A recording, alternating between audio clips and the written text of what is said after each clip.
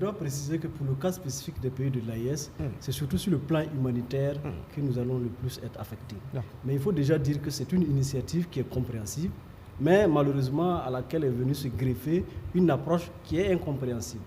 C'est une initiative compréhensible parce que vous savez que le locataire du palais de la Maison Blanche, le locataire donc du bureau ovale a été élu par les Américains et pour les Américains sur la base d'un programme bien précis.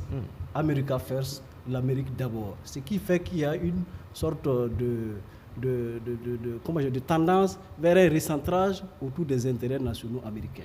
Et le président Donald Trump explique que, au regard donc des fortes sommes qui sont injectées dans ces différents programmes et qui proviennent du contribuable américain, il veut en fait avoir de la lisibilité dans ce qui est fait pour s'assurer de l'efficacité de ces programmes, mais non seulement aussi de s'assurer aussi de la conformité de ces programmes par rapport à sa doctrine politique à lui.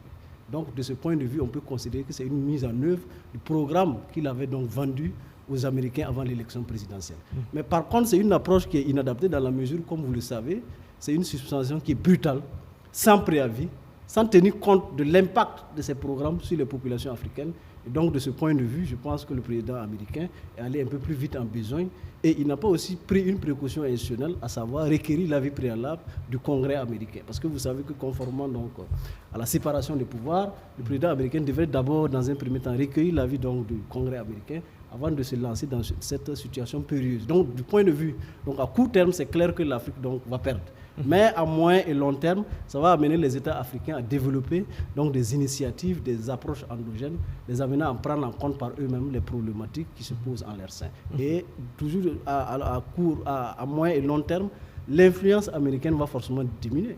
Parce que l'hégémonie américaine de par le monde était justement fondée sur le fait qu'il y a un certain nombre de programmes qu'ils financent. Donc en faisant un recentrage autour donc, des intérêts nationaux, le président Donald Trump oublie la réelle politique, qui veut que l'Amérique soit pour les Américains, mais l'Amérique aussi pour le monde.